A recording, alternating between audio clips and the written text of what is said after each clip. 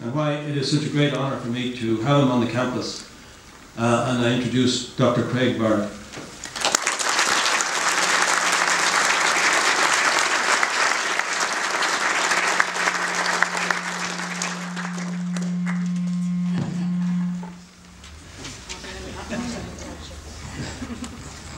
That's a software problem. Well, good morning. It's a great pleasure to be here in my first visit to this university. And what I wanted to do today was address you on the topic of innovation and education, but I want to do it against the backdrop of the news that is being dominated by financial issues. And financial issues are here in Ireland. Will Ireland's bank need a second bailout by the EU? And if so, what are the contingencies associated with that?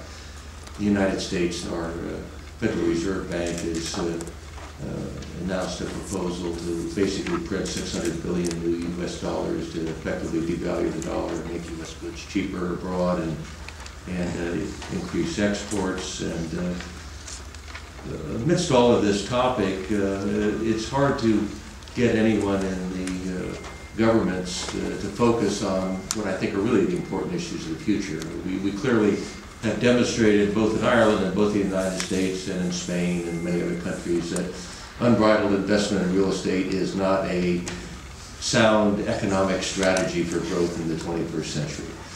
And fortunately, we have all realized that now, and we're kind of looking for other approaches to sound economic development.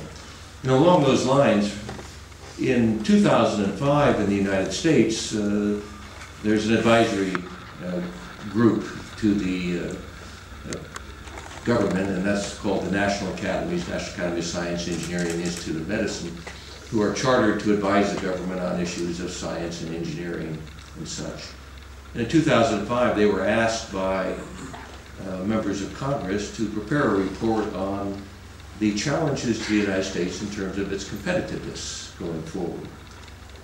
And 20 individuals, I was one of them, got together and crafted together a report, delivered it to the Congress, and President Bush at that time incorporated his State of the Union message, and it resulted in some legislation. But effectively what that report was founded on was the very simple observation that in the late 20th century, over half of the economic development in the United States was related to the high-tech sector, a sector which employs less than 4% of the workers in the United States.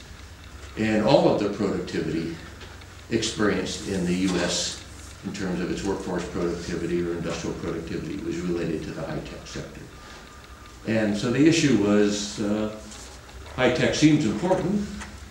What are we doing about it, and what are we doing to ensure our position going forward? And the report came back with several observations, none of which were new, all of which were been published in previous documents and were well chronicled in the literature. One of the observations was young people had a decreasing interest in mathematics and science in the United States. Topics were too difficult academically, and besides you could make more money being a lawyer or an investment banker or a real estate developer. There was a lack of continued investment by the U.S. government in basic research and development. The U.S. is the largest investor in R&D in the world. The U.S. government funds most of the basic R&D, but the U.S. government funding of R&D had fallen to less than half of its previous contributions, measured in terms of a percent of gross national product. So there was a decreasing investment by the government in the basic research and the topics which were in fact driving the economy.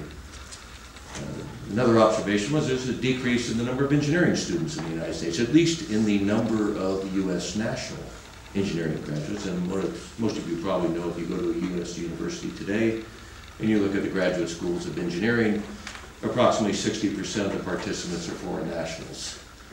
And the report also noted that there was no coherent immigration policy in the United States to take those foreign nationals which were being educated at U.S. taxpayer dollars and allow them to stay in the United States. So the report basically said, we're screwed up. It's a technical term. And it was really foundation of the report, if you look at it, was really founded on a very simple premise, which was that U.S. universities had been and could continue to be the wealth creation centers of the United States. And it was modeled after such universities as MIT. If you look at the statistics of MIT, they will proudly show you that over the last few decades, nearly 5,000 companies have been spun out of MIT. If you look at Stanford, another fine research university, Stanford and UC Berkeley are really the foundation of Silicon Valley, that has effectively created trillions of dollars of market capitalization of companies founded in that area. So the report basically said our research universities are the foundation of our wealth creation, foundation of our economic strength, but they are not being funded appropriately either by the incoming student body, which is less and less interested in the topics which are driving the economy, or by the government, which is funding the basic research taking place in those universities. So this was in 2005. Shortly before that even, in Europe, there are similar discussions have been taking place. And the European Union gets together occasionally and crafts strategies for the future. And if you look at the Lisbon agenda, it basically said, golly, in the United States they seem to be doing fairly well in terms of economic development, and a lot of it emanates from universities. We should have something like MIT, so let's have EIT, the European Institute of Technology, and there's immense discussion whether it should be a physical university or a virtual university, and ongoing discussion on that topic. The Lisbon agenda also said R&D is very important, because R&D is the seed corn of new ideas for new businesses, and countries should attempt to raise their investment in basic research and development to 3% of gross national product.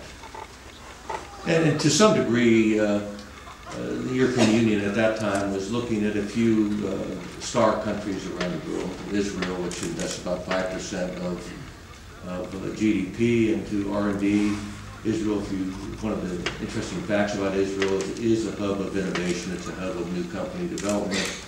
I think in the last couple of decades, Israel has spawned about 140 companies on the NASDAQ. The rest of all of Europe, Ireland included, totals about 30 or 40 companies on NASDAQ. And Israel, a country of 7 million or so people, has 140 companies. So there seemed to be something going on in Israel which was appropriate. If you look at Finland, another country nearby, with again a investment in basic R&D of about 5%, the Finns, population of about 5 million people, have the highest patent per capita filing in the world, and a reasonably strong economy. You would argue it's somewhat dominated by Nokia, but there are a lot of other spin-offs in Finland are doing reasonably well. So both the EU around 2000 and the United States in 2005 were saying, gee, there are challenges. And you don't even have to look just at Israel and Finland. You could look at other countries. You could look at what Singapore was doing, what Korea was doing, a few other countries which were investing in this area. And all investing on the basis that universities are not educational centers solely, but they are wealth creation centers. And they're wealth creation centers in a very simple fashion. They spin off smart people, well-educated people. They spin off smart ideas, the product of research. And you take those two concepts, smart people and smart ideas, and you combine them in the right environment, you create wealth. And this is what has happened in Silicon Valley, it's happened around MIT. It's what, in fact, has been driving the U.S. economy. So these were the discussions 5 years ago. There are challenges. More investment needs to be made. More emphasis needs to be made to educate our young people, and especially educate them in the areas which will drive the economy in the 21st century. A few things have gotten in the way of those suggestions. For a while it was $150 a barrel of oil, and that led a number of countries to do a number of things. For a while it was real estate development. You know the real estate bubble here in Ireland, we know it in the United States, and a number of other countries know it. We know the great sums that could be made through investment banking and the tremendous leveraging of our banking assets. So somehow these topics didn't seem particularly important. And besides that, if you start to talk to politicians about the issue of the return on investment of investing in education and basic research and development, the politician's first question is to you, what good will this do me in my next election cycle? And then you have to patiently explain that the return on investment for basic R&D transcends an election cycle, but it's good for the country long term, et cetera, and the politician says, yes, I believe that, but I need to be elected. And so we kind of had a standoff to some degree. Let's fast forward to 2010, current year. The same committee that did the Rising Above the Gathering Storm report for the U.S. government got together and said, that's 5 years, we should reissue an update of our report. And all I have to do is tell you the subtitle on the new report. It's Rising Above the Gathering Storm, Approaching a Category 5, which basically says that, hey, all the things we suggested that we needed to do 5 years ago effectively are not being done, or if they were done with one-time only stimulus funds in a half-baked fashion, and there has been no concerted effort to fix any of the problems which were described.